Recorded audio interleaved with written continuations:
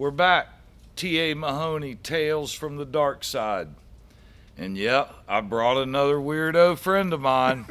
This one's a little bit better than most, though. I mean, he's actually had a good job and all that. Most of my buddies are a little bit different. It's hard for them to work for other people. But gonna have a good time tonight. We've already been talking some stories. Chet Tharpe is a really good friend of mine. We were talking about when I met him. It's probably pushing somewhere around, I'd say probably 30. Around 30 years. Yeah, 30 years back, and started kind of fishing together. And I don't remember, it went pretty quick because that was about the time I started hunting.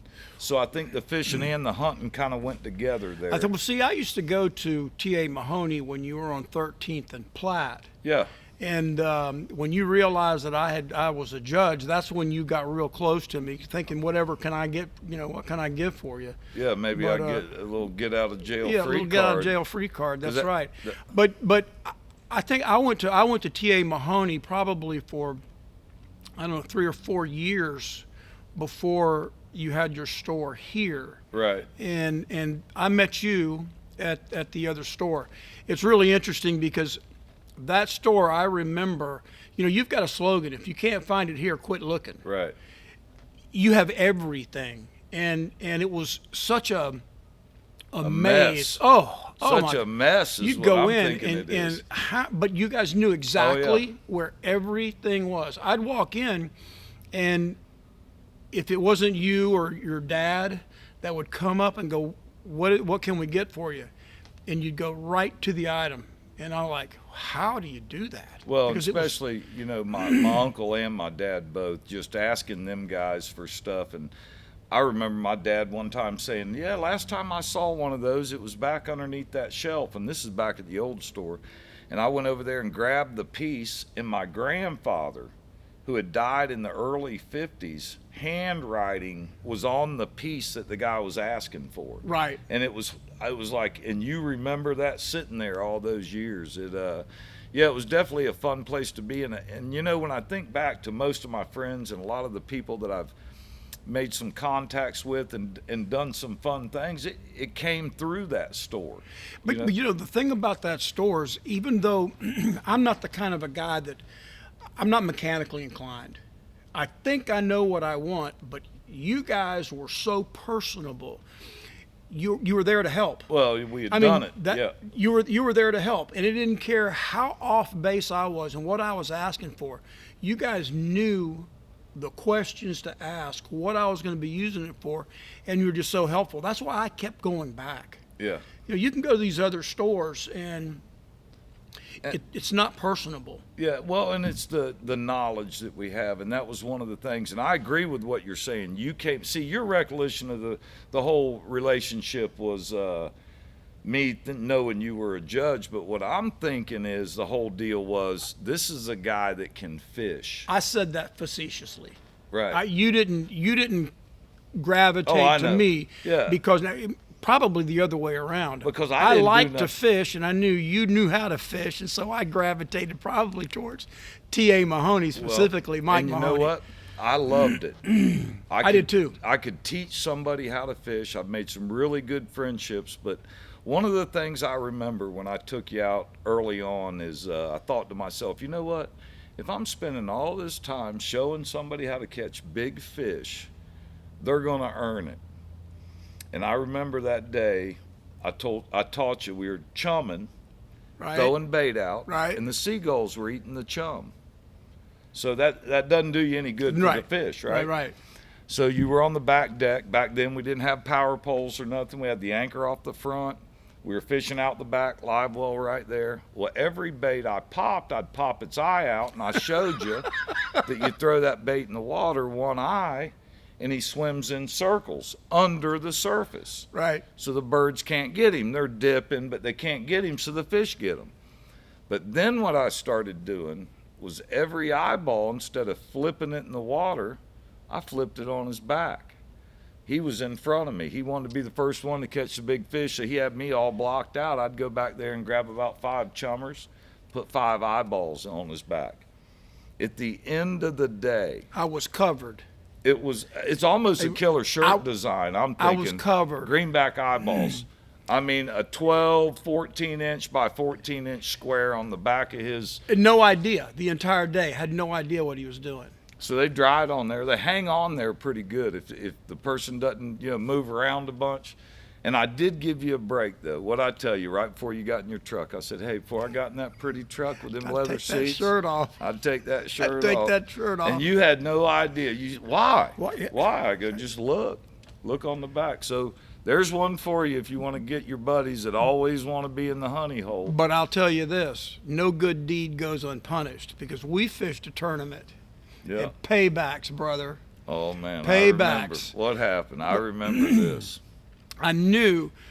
Southern Equipment Tournament. That's right. That's great tournament. We used to fish down in Bahia Beach. That's exactly where we were, Bahia Beach. Oh, you don't think, not many people get me back. And if you remember, when we pulled in, we were going to go back in the awards, and we're going to eat, and I made an excuse. We had some money fish, too, We did. didn't we? We did. Yeah. And I told you, I said, Mike, I can't stay. I gotta take off. Oh, no, he can't stay. Knowing what he's going to walk in, and he was covered. So how'd you manage that day? I've never asked you that. What, I'm a professional, did it Mike. start at the beginning of the day? I learned from the master. See, tournament time, I got my guard down. I was the one wanting to get in the honey hole to make it count. I didn't want to let him control whether or not I win money or not on a fishing boat.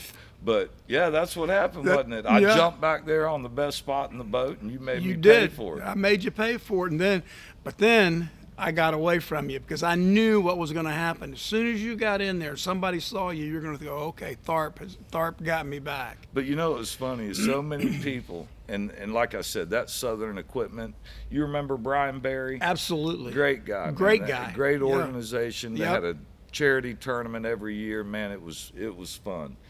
And I remember that most of those guys that saw that on my back, they weren't saying a thing. They were on your side. Probably people I'd messed with for many years. Trust me, it's happened to them too. Oh yeah. So it wasn't new. They knew that you had got.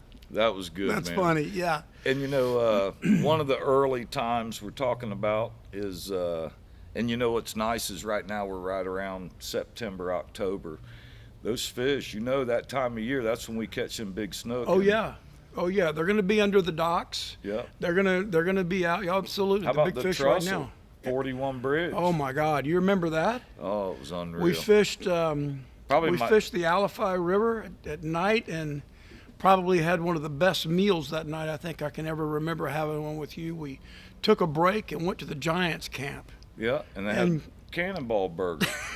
Cannonball burgers. I don't know if y'all probably the greasiest burger I've ever had. If you got it to go, you couldn't get it in a brown bag. It'd bust through the bottom of it. You'd have to put your hand underneath it, because we'd be out there fishing on the Alafai, and anybody that's fished this east side and been around the Alafai, the big snook come in that river, and you got to catch them when it's a moving tide. If you remember, it didn't matter in or out. Maybe spots changed, but they fed on in and out. And the shad come up in the river. So we'd wait for slack tide, and we'd go over to Cannonball. We'd say, I'll get a Cannonball burger. And I remember it was Dean Underwood that I think told us about that. He said the lady that cooks them used to get shot out of the cannon at the carnival. Yeah. And she was working right there and lived in the trailer park or something behind it. And of course we believed him. I remember though, because when we caught those shad, and again it's night, and we're looking at the lights coming down from the bridge. And we had special rods. We weren't using just a regular spinning reel. And you said, okay, Chet, listen, when you throw out, hang on, because when you get hit, it's going to be a big one. And it was. We caught some big fish that night. And that was back when you could keep them. I think all of them would be 38 inches. I mean, you would get some smaller ones, but we would whack the ones 38 and bigger. They were huge. Yeah, we had a good time, Huge and that was fish. back when you could keep them. Yep. And, you burn no fuel. No, because you put in at Williams Park. Yep. Slip over to on the trolling motor. On the trolling motor. Halfway there, you throw the net. That's it. What a great fishery, and that's this time of year, guys. That's right now in September. We got a few boat stories to tell too. There was one I remembered. Chet had kind of learned a little bit about fishing. He wanted to break away from me and kind of act like he was the man. So he was spending some time down in Boca Grande. And Oh yeah. Jeff Keel had a tournament down there that was an invitation-only snook tournament, and we had fished it a few years. We'd used my boat, and this particular year, Chet had gotten a brand new boat. You'd gotten buddies with the guy from Lake and Bay. Yeah, I think both your sons went to the University of Florida they were together. fraternity brothers. Yeah.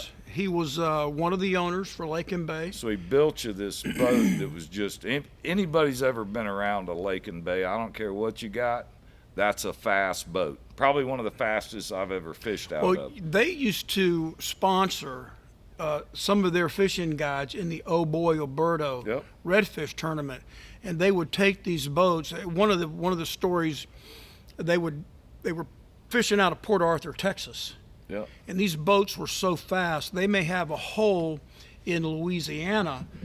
They'd have two fishermen, and when the clock started, they'd take that boat and they'd run as hard as they could to Louisiana, fish that hole for 30 minutes, and come back. That's how fast And win. And win. I fished that circuit you're talking about, and one thing I guarantee you, every time you take off, a Lake and Bay is going to pass you, because they were the fastest boat at the time, and still to this day fast.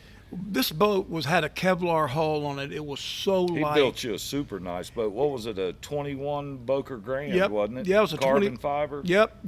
21 Boca Grande. He had a 250 Mercury Optimax racing engine on it. I mean, it was scary Had fast. to run high test.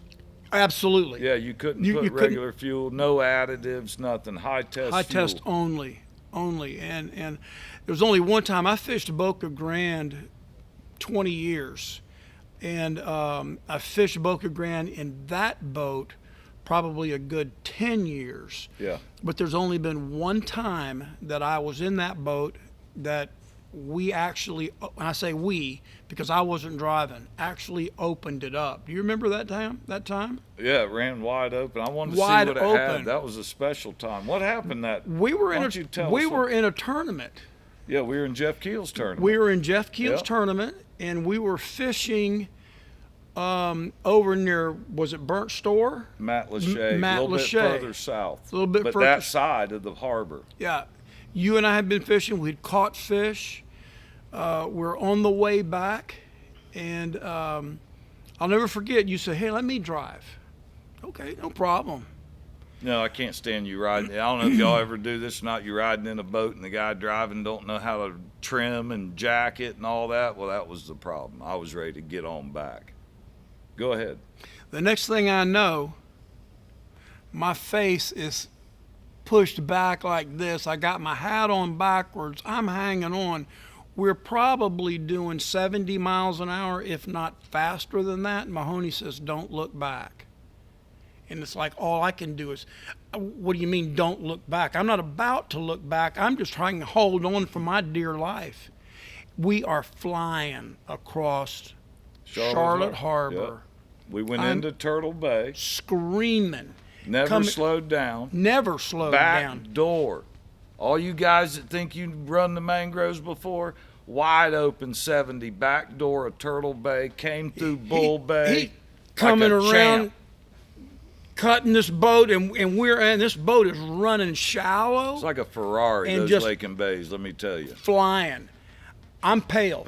I am scared to death, just hanging on for dear life. Go ahead. So we get back. If anybody knows that area. Now, let me stop for a minute. ahead. You have to also understand that, I'm a gator. My son was a gator. They were all at the University of Florida. So when they built this boat, it's got a bright orange hull with a light blue deck. Yep. So it's Blue bottom too, wasn't it? No, all orange? all bright orange with a light blue deck. So it's gator colors. One of a kind, he's saying. One of a kind. So I shoot through. It's the middle of the summer, really, springtime, summer. Jeff would always pick that, I think, May or June. So it was always good fishing, new moon in June, or I think it was May. So we shot back, went through the trestle wide open, I think I even parked the boat like Rockford Files. Oh, God. Sideways, pulled it back, shut it down before it even sat down right next to the dock. I stepped out, tied it off. Started walking in like a pro. Peyton Manning on a bad day. And I got weak knees. I've been I'm like, oh my God, what were you doing? The funniest thing, he looked at me and said, "What in the world are you driving that fast for?" And I said, "You didn't see the blue lights behind us?" "What?" "Yeah, they've been chasing us through that manatee zone. I left them." Well, how many times are you in a boat with a judge? Now, he had no clue what was going on, but I knew for one thing for sure. It wasn't going to be that bad. No matter what the consequences were, it wasn't going to be that bad. We had snook in the boat. Well, we were legal. Oh, yeah. We were, there's no question about that. We were legal. Well, what they did was they stuck them manatee signs up off season. They didn't tell nobody. You expect me to drive through there looking at signs and reading them? I ain't going to. But as soon as he was, just hold on, and he hit the throttle and punched that boat. We jumped up on plane. We had a rooster tail probably 100 feet long, screaming across. And he says, "Don't look back." And it's like, there's no way I can look back. I'll get blown off of this damn boat. That's an awesome story. Oh, that my was God. One of my funnest times. Never been in a boat that fast. Scared me to death when we got there. I thought, Mike, if they would have caught us, it was my fault. Oh my gosh. I'd have stood up and said he knew nothing about it, and you didn't. I didn't. You wouldn't have done it. You're the one that waves to him and stuff. You like talking to everybody, chatty Cathy. That's what happens. I'm so pro law enforcement. I love them all. I love them too. I love them all. I'll tell you another funny one real quick is we were hog hunting. And they call you, and that was one of the things that really impressed me about you throughout the years. No matter what you were doing, if your job needed you, whether it was sign a warrant or anything else, 2 in the morning, 6 at night, you're in the middle of hog hunting with Mahoney. You told them, "I'll be there in 15 minutes to sign that warrant." And you were really the people's judge. There, is the way I felt about it. I kind of, as times change, I know things happen, and you know. Every year, judges are on call 1 week out of the year. You're considered the emergency judge. So right. After hours, back then it wasn't automated like it is now. Everything's done on the computer. But right. Back then, they'd call you and wake you up in the middle of the night and then come to your house. Well, I was so pro law enforcement, and they knew that. I'd get police officers from TPD would come to Brandon for me to sign search warrants, and because it was something needed. I was closest with Hillsborough County Sheriff's Office, and I remember one particular night. I was not the duty judge, but I got a phone call, and it was probably 11, 12 o'clock at night. They came. I signed the search warrant, went back to bed. 1:30, I get another phone call. A second search warrant. They come, and when you get the phone call, sometimes it's 45 minutes before they get to your house. So you're up, you're awake. So this was my second search warrant, signed it, go back to bed. Just as I'm about to fall asleep, for the third time, the phone rings again. Another search warrant. By this time, my wife is awake. She can't go back to bed. She's upset. You're not the duty judge. Why don't you tell them no? I said, I can't. These are my brothers, in law enforcement. I said, I can't tell them no. We do the third one. They leave. I tell her, listen, let's go to breakfast. We go to the Village Inn. It's open 24/7. We go. Nobody's there. We eat our breakfast. The waitress comes over and she gives me the bill. And I'm in my 40s at the time. That was a long time I got ago. a long time ago. She gave me a senior citizens discount on our bill. It made me so mad. I was Paid already. extra? That's right. That's right. I asked her, I go, what does this mean? She goes, oh, you're over 55, aren't you? I said, oh my God, I can't believe this. But yeah, they had kept me up all night long. And I'll tell you something. I remember as somebody from Tampa that at one time somebody was at a baseball game, a judge. They called her and said, can you sign the warrant about something pretty important? She said, after the game. He's the guy who'd get up and go. I was in Ruskin with him. We pull up in the sheriff's department. We've been hog hunting. Got guns. I got an AR-15 laying on my feet. It's unloaded, but it's where it is. And I pull in, and I didn't know. I've never been over to Ruskin Sheriff's Office. I have no reason to go there. And he whips me in there. Got a cigarette hanging out of my mouth, and it says tobacco free, and I got cops approaching the truck, and I'm thinking, oh my gosh, I hope this is quick. But got it done, and he would do that. That's one thing about him. Go ahead. No, go ahead. Because I made me think of another story. You mentioned Ruskin. We're going to have to cut it a little bit short. We got a break coming up, and what we're going to do is come back to some of these stories. I can tell you one thing for sure. We're going to have you on quite a few times to cover all these stories because there's some good ones. We'll be back. All right.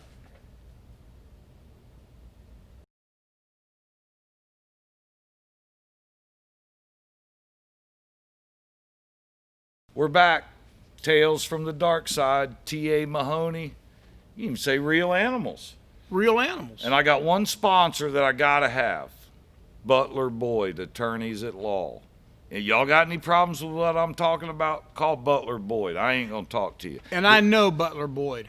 Good people. Tremendous law firm. Good lawyers. I would not hesitate to call Butler Boyd if I had any awesome. Type of a legal I'm problem. glad you know him. Take it from a judge. Yeah, and that's good guys. That's definitely a good recommendation there. But we were talking stories, and we were talking Ruskin.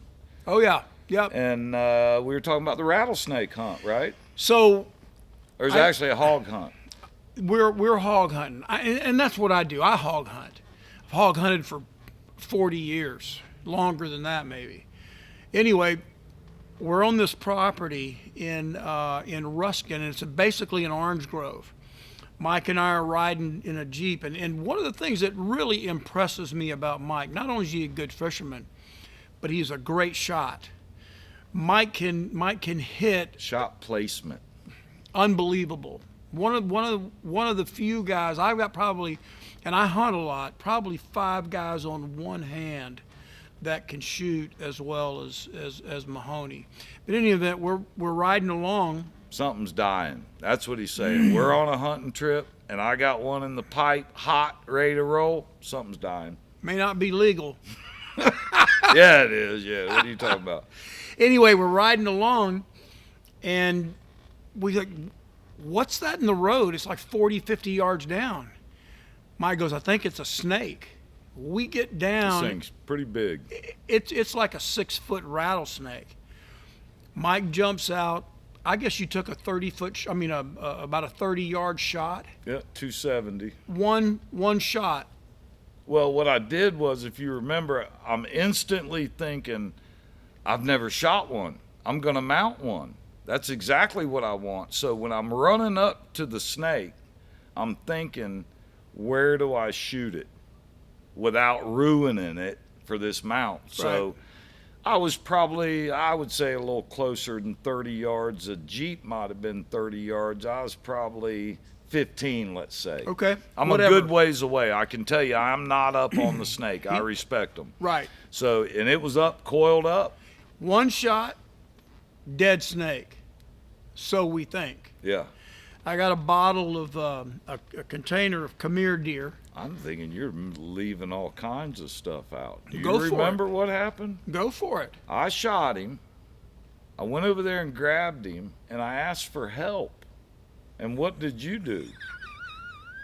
Huh? Tell me. How did Tell me. Okay, you know what you did. Here's a Mahoney story. I don't like snakes. Oh. I'm not getting out to help nothing. So that brings me to another story. When this one is done, about us hog hunting. But yeah, we're going to go to that, and you're going to run it. You're going to run it. Every story you got. I will. Remember what I said earlier? No good deed goes without punishment. Oh, yeah. Okay. Oh, yeah, right. I remember. So I look at Chet. Hey, a little help? Bada, a little help? No help. He throws me a container of Khmer deer, this stuff that attracts deer. It's basically bait. And it's almost empty, so he's he has used it. Well, I figured that container was good enough. I put the 6-foot rattlesnake in the 1 or 2 gallon container, screwed the cap on, shoved it in the cooler, covered it with ice. Reptiles do not like cold. So I knew it was okay to put him in there and preserve him, and next day taking him to the taxidermist. So what happens? We get back to your house, fancy pants neighborhood. You got to figure you're with a judge. He's a fancy pants neighborhood. You know. Call my wife out. Come look at the snake that Mahoney killed. I shake it out of the Khmer deer, and I go, oh, it's got this crap all over. It's kind of like grits or something. That Khmer deer's real fine powder. Caked up on it and all. So I'm rinsing it with the garden, the regular garden hose, and it's warm water compared to the ice that was in the cooler. Yeah. So I warmed him up a little bit, and this snake came alive. It was in the neighborhood. She's screaming. My wife's screaming. The snake is going across the driveway with those rattles going like that. Mahoney's eyes are this big around. You're tap dancing. You're moonwalking backwards away from the snake. Keep going, because I'm going to tell the story now. All right, so I grab him. The only thing I could do, and we put him in a bag, a garbage bag. I put him back in the cooler. With ice all over him. And I'm telling you, when I took him out of my truck that night, I ran to the freezer. Yeah. And I wasn't holding it underneath the bag either. I was holding the top. You don't know where their head is. You're worried about their fangs. I'll tell you that I hadn't had a lot of dealings with rattlesnakes. But honestly, when I grabbed that snake by the head and I looked down, and you could see the venom sacs, how big and wide the head was, and it was resting on my hand, my stomach started turning. I started feeling sick just looking at the size of this snake and what it could do. And anybody know anything about eastern diamondbacks, the baddest of the bad. They're the baddest because they can pump so much in you. Even though you think that snake is dead, he may be dead. Ooh. If those fangs get on you, they can still hit you with crazy? The venom. I took that to a taxidermist, a lady, and I can't think of her name, Branchboro Taxidermy. Trina, I think, was her name. I'd gotten a bunch of referrals about reptiles and her doing it, so I shot over there. She had me put it in the freezer. So I started talking to her. She got a rattlesnake brought to her one time, put it in the freezer for 3 months, pulled it out, started skinning it, and it started moving on her. She said, I don't pull them out for 6 months now. Yeah. It's just the way it is. That's how bad them snakes are. Now, let's hear this. So we're hog hunting on a piece of property off of Highway 60. We've been running around all night. We hadn't seen any hogs. I tell Mike, it's starting to get dark. Let's get out of here. As we're coming out, there's a group of pigs. Deadeye jumps out. New gun. Jumps out, shoots this hog, and he runs into the woods. We pull up, and I said, Mike, let's go get him. No, I don't want to get out of the truck. Oh, I'm sure. Mike, come on, Mike. I mean, let's go in. He's right here. He can't be very far. It's dark. It's dark. You go, Chet. Anybody that knows me Chet. know that ain't true. You go, Chet. True. I had to go in the woods, grab this pig, and bring him out and throw him in the back of the Jeep because Mahoney was afraid of him. Is that the one afraid I cleaned in the back, pulled the back straps out? You know what the funnest time about that property was up there? That was the old pits off Dover Road. That's exactly right. Is hunting people. Because I've never been in that situation to be able to hunt people. So I'm here with Chet and we're driving around, and all of a sudden we see people where they shouldn't be. They're trespassing. So it's like, let's go. And we took off running through there. They dogged us pretty quick. The interesting thing about it, I don't know if you were with me when we had the problem with the trespassers. There were deer on the property as well. I don't hunt deer. Nice deer. Yeah, nice deer. I'm a hog hunter. Big does. But we'd be on the property hunting hogs, and we'd come up to a doe that had been shot, and only the back straps were taken, and they'd leave the rest of the deer there. Yeah. The owners needed help, and I got in touch with game wardens, And were you with me when I had a couple of times when I was on that property and ran up on trespassers, and we never called them where they stopped. One phone call and the game wardens were there. I mean, but really I was fast. with you the one time where remember we found the strap. Yeah. That held like a climber together. Right. And it was brand new looking. And I told you that probably came off a climber. I think you'd called them then, and they started kind of watching that area. But yeah, it's pretty sad when people do that. At least when I shoot them, I take the whole deer. You would have found a gut pile, and not just the back straps taken out. You know, you take them when it's legal, and you only harvest an animal when you're actually going to use it and you're going to eat it. That's right. You don't kill an animal just for. That's wasteful and it's illegal. You know, we're talking about hog hunting, and I want to go back about 25 years. There was a friend of ours, David Singletary, the Dixie Sportsman Hunting Lodge. Yep. Up in Cross City. My first experience with a fenced-in, what was it, a 15-foot fence that had a wire going through it, and they had exotic animals on this ranch. Was Busch Gardens with a rifle. I loved it. You drive through and shoot zebras if you remember. You had zebras. The way they did, you shoot whatever you wanted, but you had to pay for it. Yeah, that was a problem I had. But that was the deal, and I didn't care about shooting anything. All I cared about was getting a big pig. Well, and we went up there with a few people that trip, I believe, Yep. 3 or 4 of us. I forget how many, but we were taking turns getting hogs, and of course we wanted to take care of the judge here and let him have first crack at it. So it was daylight, and they called us. So that hog is on the wall. Yeah. In this That's store right. in this store right now. So we're on a swamp buggy. It's got to be 30 degrees. It's cold. The guides are on horseback. Right. And they've got radios. We get a call, and they said, we've got a big pig. Send somebody into the swamp. Well, Mahoney immediately says, Tharpe, you go. So I grab my gun, climb off of this swamp buggy, and there's a ditch with water in it that you got to cross to get up into the swamp. Yeah. So I jump down, and I'm starting to go across this ditch, and Mike goes, no, don't go there. There's a big hole. Bunch of briars. Go down about 10 yards and then go in. Okay, I had never been there before. I didn't know. I walked down where he tells me, he goes, right there, go in right there. And I stepped into a hole. I went chest deep. All I did was hold my gun up to keep it from getting wet. I'm videoing, by the way. I'm He's up laughing. on the swamp buggy laughing. He's looking at me, and what do I tell you? Not that far. Come back this way some. It's oh, that was great. That was a bad pig too. So I was using a 45-70, which is a big round.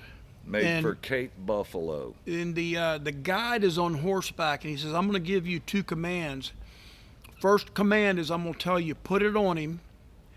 And he goes, you put you aim on that pig, and then I'm going to call my dog off, and I'm going to give you the second command. It's going to take him. He goes, put it on him. I pull my rifle up.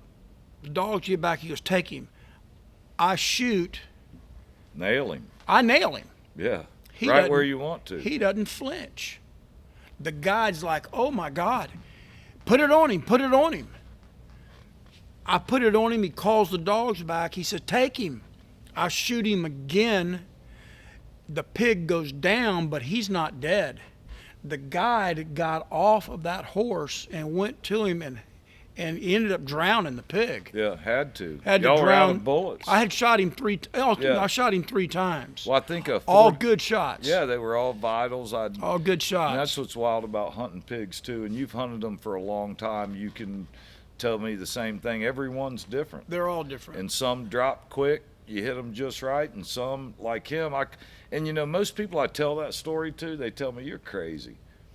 3 45-70s, and he didn't go down. He had grapefruit holes on the exit wound, and this thing wasn't going down. Big cutters. He was, I think, strong. 280, 300. He's up on the wall. He was. That was a bad hog. But let me tell you this: when I told him, and we put him in the water, when I told you go a little further. One thing I knew is the ranch house was only 5 minutes away. So I knew after he got soaking wet and killed the pig at 6:30 in the morning, we'd still be able to go over there and he could get a change of clothes real quick. It wasn't all that By bad. the time we got back to the ranch house, I had ice on me. It was so cold. I mean, we were freezing. So then let's go into a deer story. We could go all night from fish cops to deer and pigs, right? Alligators. Which one do we go to? There's so many. Chet. There's so many. Where you want to go? You want to talk about falling in on an 8, 9 You want to foot do an alligator? Yeah. What happened over at Lake Hancock? So we're at Lake Hancock. We we're in an airboat, and I've got my son with me. Yep. So my son and I are up on the top seat of this airboat. We shoot a harpoon. And we got it was about a 9-foot alligator. Yep. We had a About like float. this one. Yeah, about like this one. We had a float, and we had hooked him with a rod and reel, I believe. And we had the gator was underneath the boat. So Mike says, Chet, he goes, you want to stick him with the harpoon? Oh yeah, I'd love to do that. So he goes, well, climb down and come up front. Well, I'm used to fishing flats boats. Well, they've all got gunnels.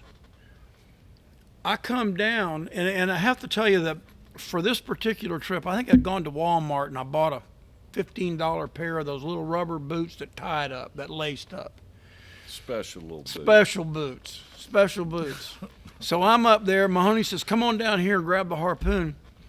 I come down, and I miss the side of the boat. Now, we got a 9-foot alligator underneath the boat. He's going to walk down the gunnel. The gunnel's an inch and a half. And a half wide. As soon as I miss the side of the boat, I know I'm going in the drink. Oh, yeah. I know it immediately. Black water at midnight with a gator. It's like instantaneous. When I hit the bottom, I'm coming out. I'm shooting out because I don't know where this alligator is.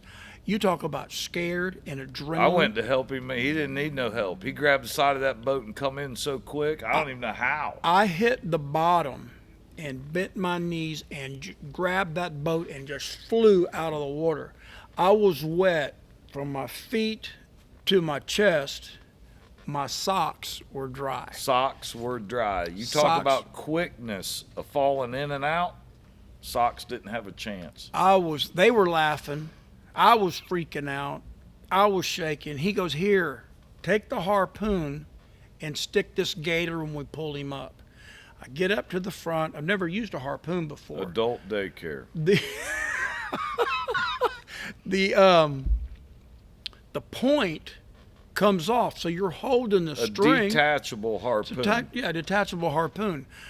It fits on a bolt. Yep. Flat bolt. Blunt. They pulled this gator up, and I stick him. But before I stick him, I let go of the string. The harpoon point falls off. I stuck this bolt in the back of this. Shoulder blades. This gator's laying there, and when I hit him, I buried the bolt in his back. I hit him so hard. Broke his back. His arms flew out like that. He was done. I looked at it and said, well, I guess we don't need to shoot him now. He's dead. Broken back from a bolt. That's how and you know, people don't realize that when you hunt alligators or something like that with a harpoon, how pumped up you are. Oh, God. When you hit that thing. You know, you don't realize, I've hunted a lot of alligators, and some of those big ones, you think on the first harpoon that you think, wow, I really didn't hit him that hard, because sometimes you want to feel resistance when you drive it in him. Yeah. And even the biggest one I ever got, I swore I barely got him. And when we got that gator in, you had to cut the dart out. Is how buried it was. Right. Just because you're so pumped up. Yeah, you're amped. Yeah. And ready to roll. Yep. That was a good hunt. We got some good gators that night. Yeah, we've had one of the funniest times I took you hunting. You flew up to Alabama with me. You remember that one? I did. I'm in Alabama. I had a hunting buddy in the condo, right? Yeah. Let me tell you this one. This was great. My buddy Ross Barkhurst, this is how it all starts. I'll try to make this one quick and land the plane quick. But Ross Barkhurst, Cajun, Louisiana. I'm hunting with him. He's full of jokes, likes to drink. He had been at a bar somewhere in Louisiana or Alabama that night, and there was a bachelorette party, and they had a blow-up doll. I guess I can say it. It was called Peter Pecker, if you remember. I don't remember Set the it name. across his chest or something. And this blow-up doll, you can imagine what it looked like. It was for the women, okay? So it was. But it was as big as a human. Yeah, I mean, 6 it wasn't foot tall. It was with, big. You know. So that day, I went hunting that next morning. Chet was coming in the next day, and I was hunting, and my buddy Ross had tied this thing up in the middle of one of these ponds that we hunt on. We got food plots around a pond and really nice areas, and I'm there, and me and my wife are there, and this, you know, we're there before daylight, and as the sun comes up, I'm looking out there on the pond, and I'm like, what in the world is that? Where would that come from in the middle of the woods? So once the sun come up, we got the big joke and big funny, right? So I was thinking about shooting it, and then I thought, you know, I'm not going to be the only one to get Peter Pecker. I got my buddy Tharpe coming in tomorrow. So I went and put it in a stand for him. It was a box stand. And, of course, it had its arms out like this and its legs out the same way. And I set it in the stand, if you remember, aiming right at the door. So when he opened the door, this box stand, it's looking at you. You climb up these stairs to get up in it, and it's dark. Well, and you got a picture, you'd never even been there, and I drive you way back in the woods and drop you off. You can't get out of your stand. You don't really want to take Peter Pecker and put him outside because the deer are going to run. We became good friends. Well, he sat in the stand. He wanted to hunt the same stand all week. All week long. I climb that stand, and it's dark. I've got a flashlight. I reach up on the latch and open the door and throw my flashlight, and there he is. I almost fell off the ladder. And I was already gone. Scared. He couldn't yell at me. He couldn't say, come get me. It was awesome. You know, I remember, how about your first bucks? Oh, God. That's a good one. We're in Georgia. My adult daycare, he's never killed a buck before and wants to go with Mahoney, so I take him up to Georgia, and I put him in a stand, and he says, you think I'll see one? I go, yeah, I'm pretty sure you'll see one. I go, shoot whatever you want. You've never shot a buck before? I don't care what he is. Button buck, 6 point, 8 point, 10 point. You shoot what you want. Okay, that's great. He goes, well, what if I see two? I go, well, oh yeah, you did ask me. What are you talking about? How else do you kill 2 deer? I gave you the green light. I said, only if call buck. The second one, you had never killed a buck in your life. I'm not giving you a green light on a cull buck that's 1.5 years old. You've been reading stories in Outdoor Life or something, you know. Anyway, he says, what if I see another buck? I said, I'll tell you what, if you shoot a buck and it's the one you want and a bigger one comes out, shoot him. He's thinking, great, Mike, great. So I go up, get him in his stand, point it out, drop him off, food plot, beautiful area. I drive down, go to my stand, probably within an hour, boom. I'm thinking, wow. And people that hunt know, you kind of know sometimes when somebody shoots out of a certain stand. So I knew he had shot at a deer and hopefully killed it. I'm thinking, great, man, he got a deer. You know, you take somebody hunting, you want them to kill something. So it was about 10 minutes later, I hear, boom. Think, wow, well, yeah, he must have shot 2. He must have seen 2 over there. So I didn't really know what 2 he killed, so to speak. So we went over to the gate. Mike, while you're telling this story, can I grab some of those boots that you've got over there and put them Finish on? the story. Is that for okay? me, then. No, I want you to go ahead. I want you to go ahead. No, You that's didn't fine. kill 2 that night? I did. Go ahead. And wasn't one a 6 and one an 8? Go ahead, Mike. So he shot the 6, and then he saw the 8 at the. Well, this is what I told him, and this is the truth, guarantee you. I said, don't. That's when you know. I said, We don't. got a little embellishment coming on. I guarantee you this is the truth. I go, Trust don't. me when I You tell you. shoot one. Don't get out of the stand. Do not. I'll be back. We'll go find it. So I said, what happened? He said, I shot the first one. What'd you do? I got out of the stand. I wanted to go see it, right? So he walks back, gets in the stand, looks the other way. There's the other one. Pow, shot it. Isn't that what happened? I didn't candy coat it. That's exactly what happened. 1.6, 1.8. That's right. Loaded both of them up. That was your first bucks. Was that when the game warden came? Yeah, game warden came. That was another game warden story. Game warden, kind of a friend of mine. He's at the gate. First time I've ever seen this before. Yeah, he wanted to come check the deer out we shot. You know, he stops. Hey, Mike, that was y'all, huh? And I'm, yeah, he shot him. You know, it's the first thing I shot. Oh, he shot a couple. Yeah, we shot some deer. Well, let's go in and get them. I go, no, you're not coming in. He goes, I'm not coming in. Why? And I told him, I said, hey, I don't like a bunch of people on my food plots. That's where the deer are. Me and him are going in. We're going to load the deer up, and then we're going to drive out here and meet you at the gate. How about that? Well, that sounds good to me. Stay at the gate. Stay at the gate. And if you ever think, hey, you don't know till you tell them. That's the whole thing. It's like when they say to you, hey, I'm getting on your boat. You tell them, no, you're not. Well, they may say, okay, I won't then. Or they may say you have no choice, but you'll never know unless you ask them. Right. Am I right? That's exactly right. No, that's exactly right. And he's a good guy. But it's the first time I've ever seen somebody tell a game warden, no, don't come in here. You stay here at the gate. We'll come back to you. Because he knows And he me. said, okay. He said, okay. Hey, we got another quick one. And I'm going to tell you this. You think that's good to tell a game warden to stay at the gate? I got one for you. I'm in the courthouse downtown, had a problem with shoplifting. I caught somebody, and they wanted to fight me on it, so I have to show up to be the witness to say, yeah, you did steal it. And I'm in the courtroom, and I'm done with, I don't even think I gave a testimony because there wasn't nothing to testify. He got caught with it. The cops got him. It's a done deal. He was in my store and left. It's my stuff. He didn't pay for it, bottom line. But I had to show up. So I showed up, and I'm walking out of the courtroom, and this state attorney, I guess he was, that knew both of us, Mike Mahoney, thug life, rides Harleys now with long hair. He's working in there, and he says, hey, let's go mess with Tharpe. Well, I've known Tharpe a long time, and I know my boundaries, and I give him total respect. I never try to get him in a compromised situation unless it may be a fish cop or something, which really ain't a big deal. But other than that, I respect him. I've never asked him to do something he shouldn't. I did ask him one time about a parking ticket. He can't even fix parking tickets. So all that, the whole deal with knowing a judge ain't that big of a deal, okay?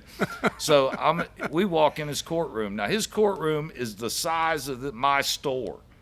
I mean, he's way back. You got all kinds of people in there.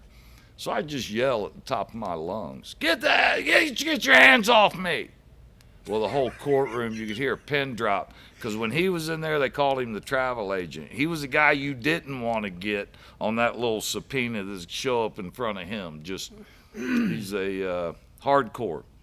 So everybody in there's thinking, this guy that yelled in the back is something bad's fixing to happen to him. So this guy, Mike, walks me up front, and I'm sitting there, and I think you were about to dismiss everybody for lunch or something, and he tells me, Mr. Mahoney, approach the bench. You know, big old bench like this one, or desk, or whatever he said. He's in a robe. I don't even think he had any clothes on underneath it, just wearing a robe. I used to ask him about that.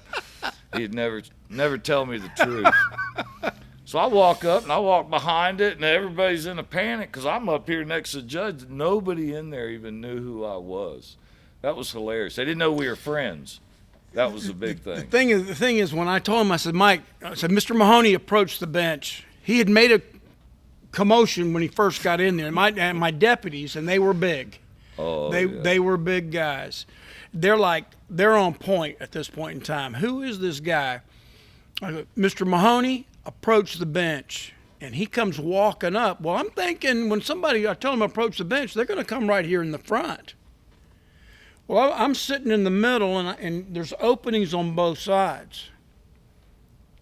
I turn and I'm talking to my clerk or my probation officer. The next thing I know, he's back behind the bench by That my far chair. from him. I about jumped out of my chair thinking, I'm like, Mike, what are you doing up? You can't be up here. Hey, I'll never forget that. It was the funniest thing. We started laughing. And his bodyguard was this lady. Now, you can imagine a bodyguard and a lady. They just, to me, maybe there's some that's tough. But anyway, she's sitting there, and she said, hey, you introduced me to her. She said, hey, this is my personal bodyguard that's sitting next to me. And I go, well, you might as well get rid of her because I could have done choked you out before she even got out of her chair. She probably didn't like that too much. But, man, some fun times, Chet. We did have some good times. And hope to have a bunch more. We got a lot more to talk about. We're going to wrap this one up, and I appreciate you coming out here tonight. Well, Mike, you've always been a good friend of mine. And I'll tell you something else. As good as you have been to me, and we do have a lot of fun. When you stop ragging on me, I know that there's a problem with our relationship.